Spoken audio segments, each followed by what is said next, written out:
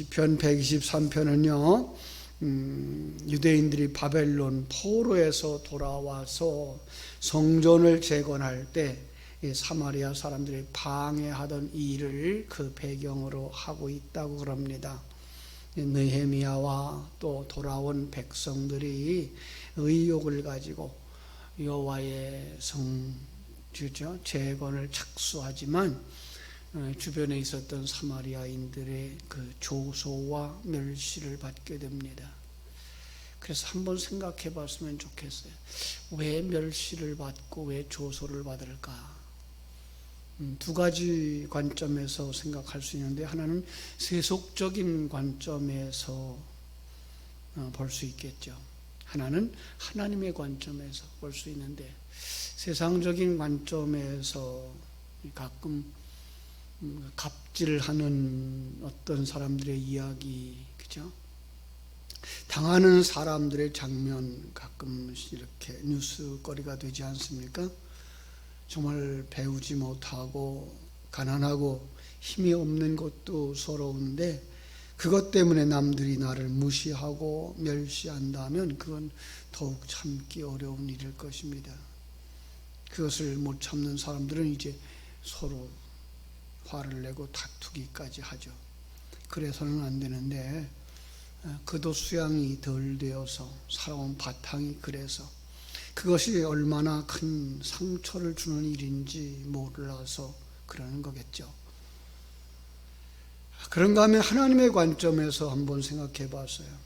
이 시편의 배경처럼 바벨론 포로 생활을 할 때에도 멸시와 조소를 받았는데, 이제 돌아와서 성전을 건축하는 중에, 성벽을 재건하는 중에 그 멸시와 조소, 그럴 때 어떤 생각을 했을까요?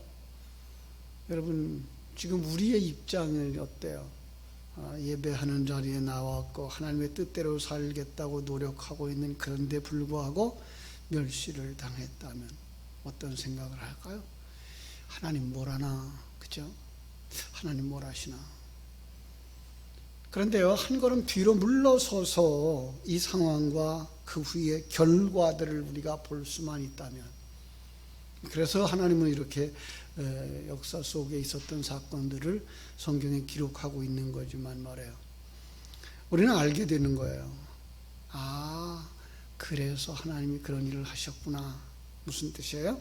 합력하여 선을 이루시는 하나님, 그죠? 그것을 통해서 우리에게 깨닫게 하려고 하는, 어떤 것을 깨닫게 하려고 할까요? 죄가 얼마나 무서운 건지 깨닫게 하려고 하는 거죠.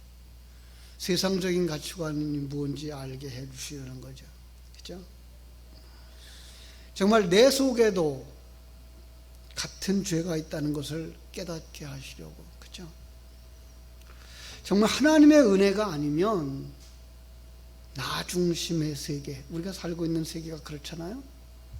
내가 내 행복의 주체라고 생각하고, 내가 나를 지켜야 되고, 내가 나를 드러내야 되고, 내가 남보다 더 잘난 모습을 이렇게 일을 보여줘야만 된다고 생각하는 그 속에서 정말 이해하고 포용하고 용서한다고 하는 것은 그렇게 쉬운 일이 아니죠. 그죠? 그런데 정말 믿음의 사람 된 우리들은 어떻습니까? 우리가 지금 이만큼 살고 있는 것, 하나님의 은혜죠. 그 깨달음을 알게 해주시려고 하나님의 일하심, 그걸 포로되어진 이스라엘 백성들이 깨달았을 것이고, 그 깨닫는 자들이 돌아오고, 깨닫는 자들이 성전을 건축하고, 깨닫는 자들이 성을 건축하는 거죠. 그렇습니다. 자, 그 이제 본문으로 돌아와서 몇 가지 한번 생각해 보겠어요. 첫째로 4절 한번 먼저 보겠습니다. 안일한 자의 조소와 교만한 자의 멸시가 우리 영혼에 넘치나이다. 안일한 자의 조소. 그래서 원문을 한번 찾아봤어요. 안일한 자가 어떤 자일까? 부유해서 안락을 누리는 자, 이런 뜻이에요. 그러니까 부유하다라는 거죠. 부자라는 뜻이죠. 신약 성경에 나오면은 주님께서 부자들에 대해 책망하고, 부자들이 천국에 들어가기가 낙타가 바늘구멍으로 들어가기보다 어렵다. 절대로 불가능하다라는 얘기죠. 근데 그들을 또 다른 말로 교만한 자라고 말하고 있는 거예요. 이게 어떤 거예요? 불신자들의 모습이고 타락한 자들의 모습이고 죄인의 모습을 드러내는 단어인 거죠.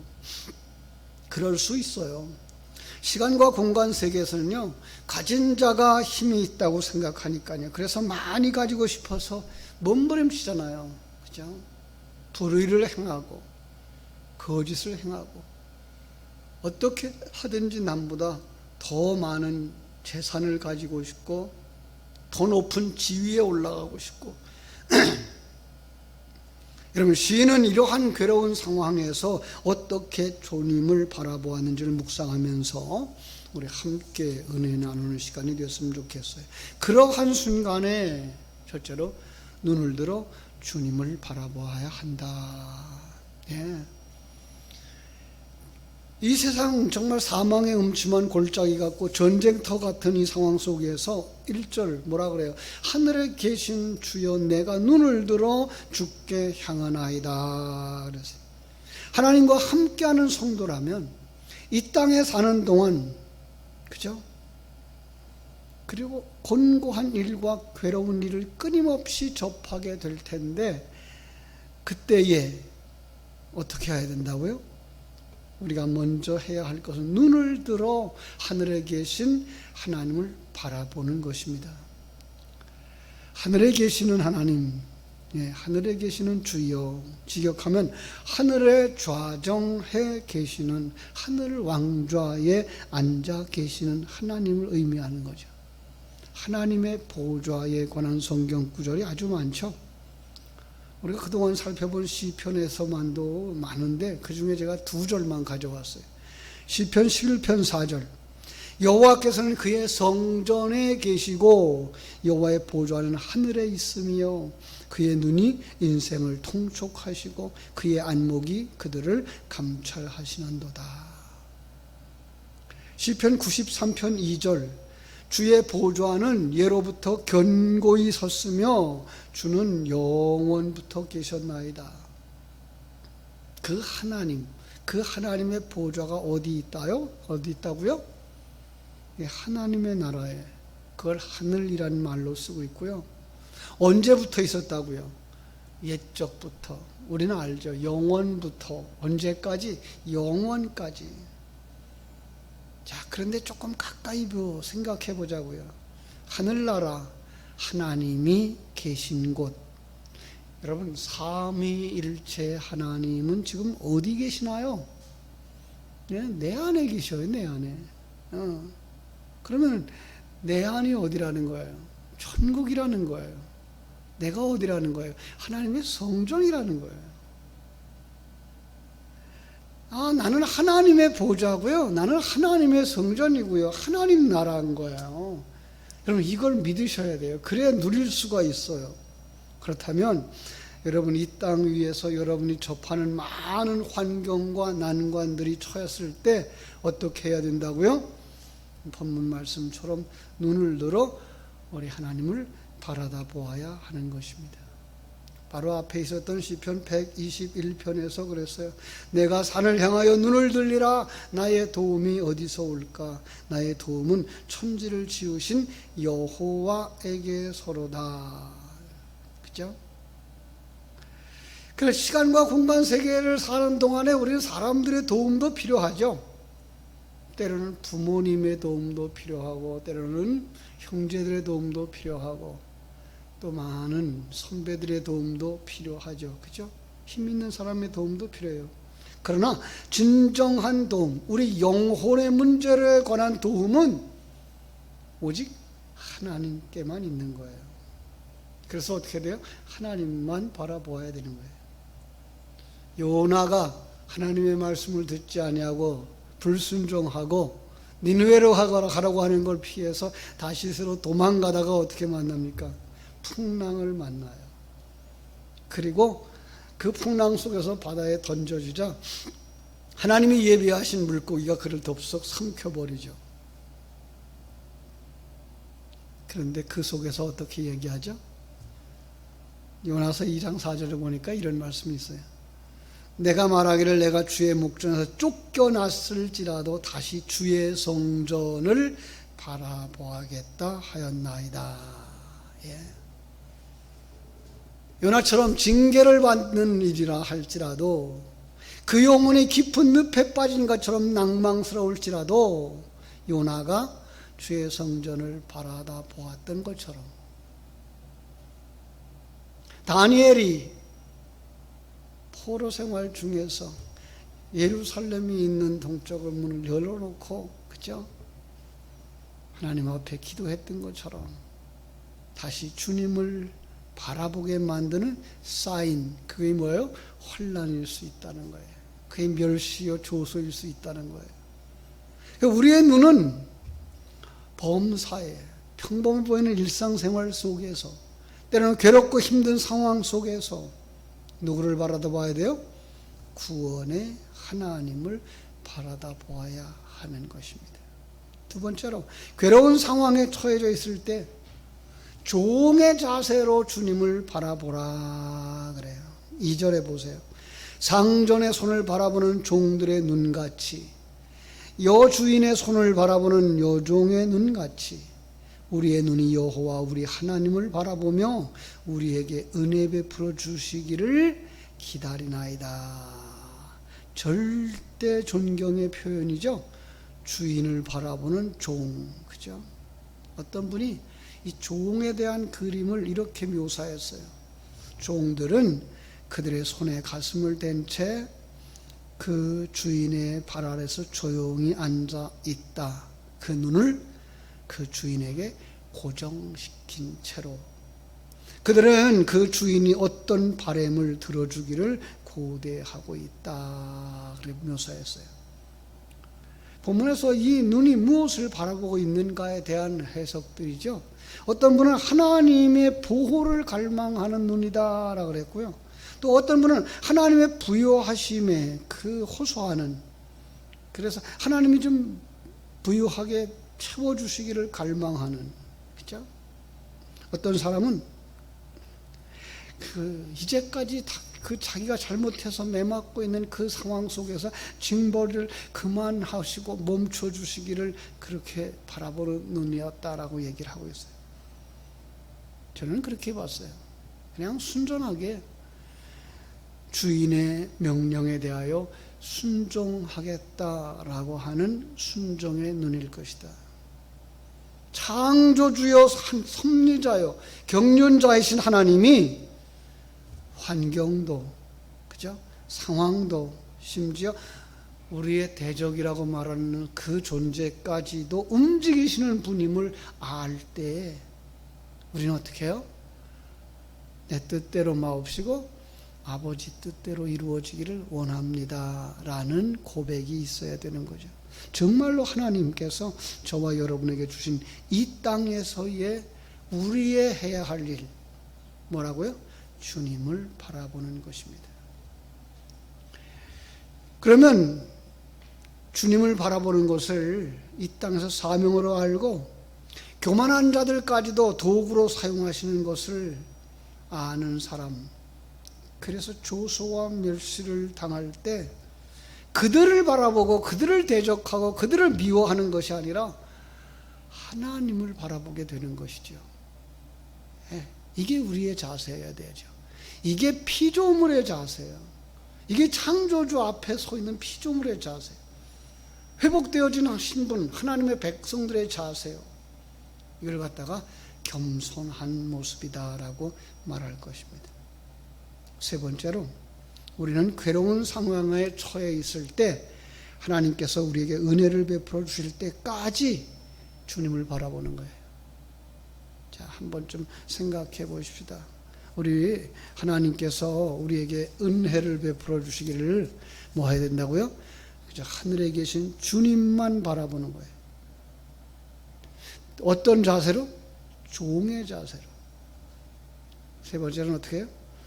주님이 은혜를 베풀어 주실 때까지. 그게 뭐가 필요할까요? 인내가 필요한 거예요. 3절 볼까요? 우리 눈이 여호와 우리 하나님을 바라보며 우리에게 은혜 베풀어 주시기를 기다리나이다. 여호와여 우리에게 은혜를 베푸시고 또 은혜를 베푸소서. 심한 멸시가 우리에게 넘치나이다. 그냥 시인은 하나님이 그에게 은혜 베풀어 주시기를 기다렸다라고 말하고 있어요. 기다리는 것, 이것도 하나님의 주권을 인정하는 것이죠. 우주 만물을 창조하실 뿐만 아니라 섭리하시는 하나님, 그 속에 하나님의 백성으로 택한 받은 우리들에게 경륜하시는 하나님, 목적을 가지고 이끌어 가시는 그 하나님, 그분이 전능하신 분이고 모든 걸 다 아시는 분이고 모든 걸 다 할 수 있는 분이고, 그리고 하나님의 시간에 맞춰서 일하시는 분은 사실을 알 때 우리는 뭐예요? 그 앞에서 기다리는 거예요. 그죠?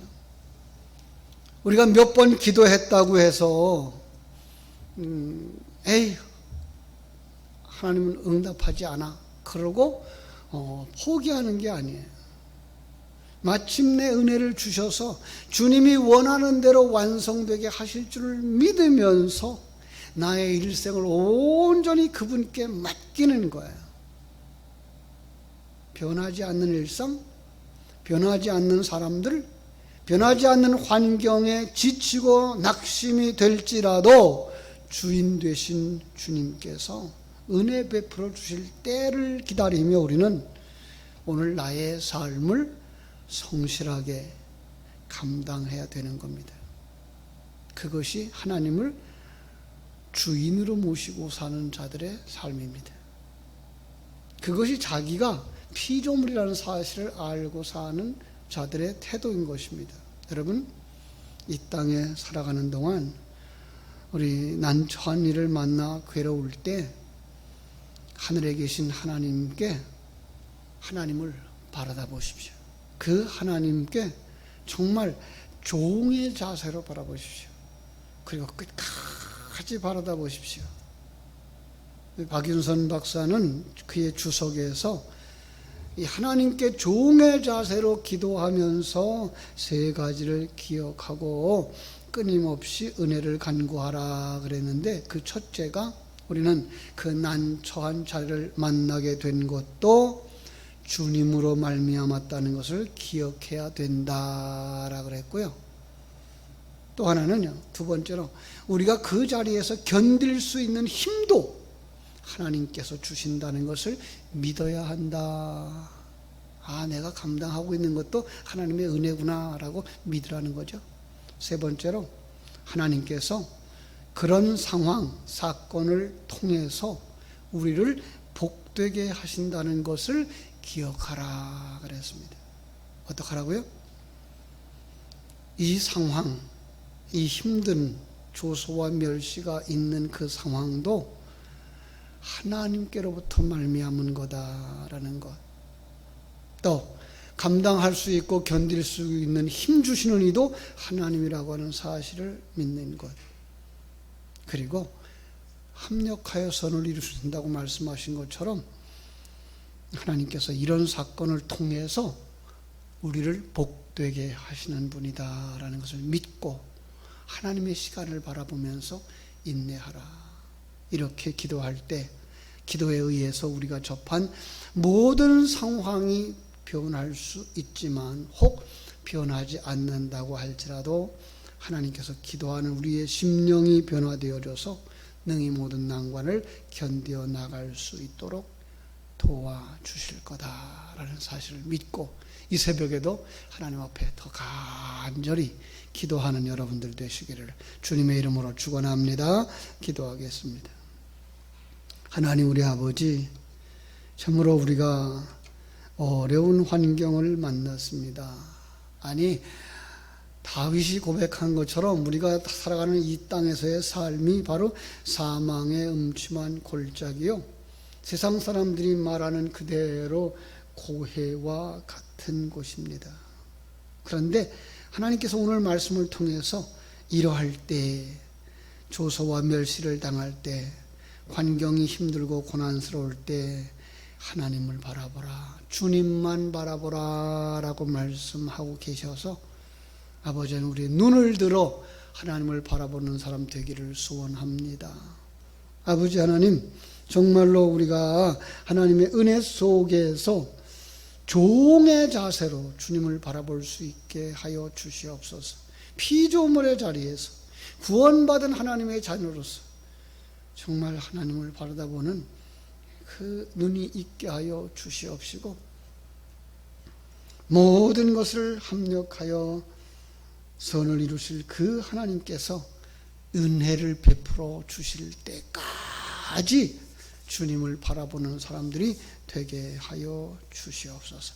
주님께서 이 새벽에 우리에게 주신 그 은혜대로 하나님 앞에 더 가까이 나아가는 사람들이 되게 해주시기를 간절히 소원하며 거룩하신 예수님 이름으로 기도하옵나이다. 아멘.